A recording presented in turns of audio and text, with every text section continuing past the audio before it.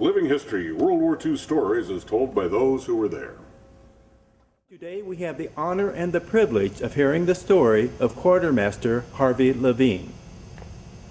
Quartermaster Levine was a sailor aboard the battleship South Dakota when it was badly damaged in two separate naval battles in the Guadalcanal campaign.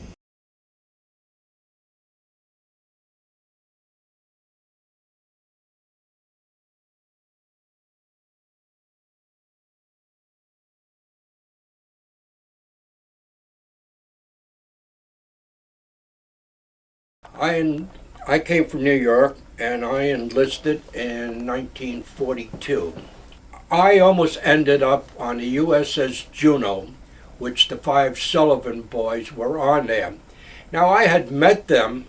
What had happened was I met the 5 Sullivan brothers, and they were a bunch of friendly fellas. They really were. When we got up to Newport, the first thing they did was put us in twos. And we were marching down, and a chief put his arm in front of me, and I stopped. And everybody that went before me was the people that went on the USS Juno. And I almost ended on that ship. Sullivan boys were on Company 114, and I was in Company 115. That was really the last time that I ever saw the Sullivan brothers. But I will say this, before we went into combat in Guadalcanal, their skipper from the Juno said, came across to our ship, and of course, I being on a bridge, I heard everything. The captain asked our skipper if we can take a couple of the brothers, because there's 5 of them here, and if we can split them up. And of course our skipper said, of course. Well, anyway, about an hour or so later, a message comes across that they did not want to be split up. And believe it or not, unfortunately, the USS Juno was sunk the next night. My ship, which was the South Dakota, it was a battleship. It was BB-57. And it was commissioned just before the war actually started. And that's why we were a new ship. The first action that I was in was the Battle of Santa Cruz. I'm a helmsman, that's my battle station. And all of a sudden we got word that 300 bogies were coming in. Well, my heart went from up here down to my stomach. 300 planes were coming in. And first thing we did was, the task force was turn into the wind, launched all our planes to go ahead and intercept the bogies. Well, if you know that 300 planes are coming in, approximately, they're going to break through. And they did.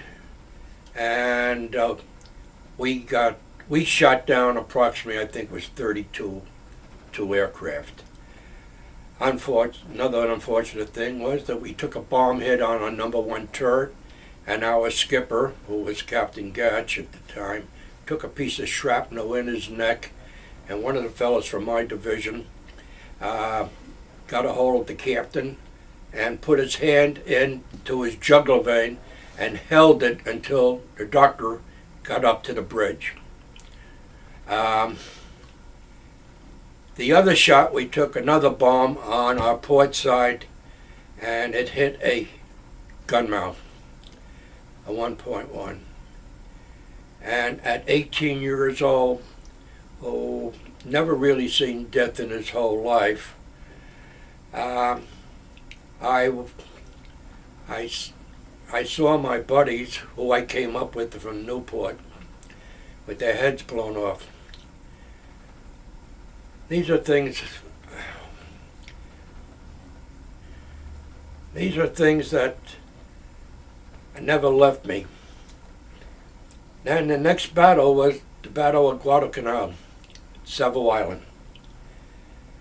We were supposed to go into take on troop ships that the Japanese were trying to land to regain Henderson Field at Guadalcanal. And when we got there, we picked up pips, and it turned out to be the Japanese fleet. As soon as that happened, we opened fire, they opened fire, and we lost 4 of our destroyers that was sunk. Believe it or not, in a minute and a half, they were sunk. And the Japanese did not have what they would call radar of any sort. And so they turned the searchlights on us. We were about 8,600 yards away. And they turned the searchlights on us, but they didn't know really how far we were. So they lowered their guns back and forth on our superstructure, where most of the guys were all killed, and down below. We lost all our radar, we lost all our fire control, and we had no halyards. The only thing that we had, believe it or not, was flying the flag. The American flag was still up there, but everything else was shot away. That was at Guadalcanal. With my ship, I had 13 engagements with them. We bombarded Iwo Jima, Guam, Saipan, Okinawa, and every time we did that, we had kamikazes all the time coming down at us, especially at night. I was aboard that ship for 3.5 years and left it the day of the treaty was signed. And we were supposed to get the peace treaty signed aboard our ship because we were the most decorated ship during the Second War. But you know who was president?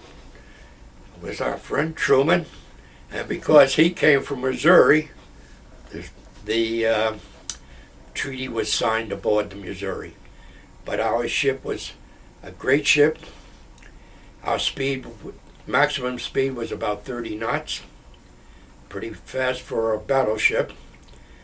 And I think I had one of the greatest skippers that the Navy could ever have. And I only wish that if there, God forbid, there was another war, I would want to follow with my same skipper, and also Admiral Halsey, who was Third Fleet, which we were connected to the whole time.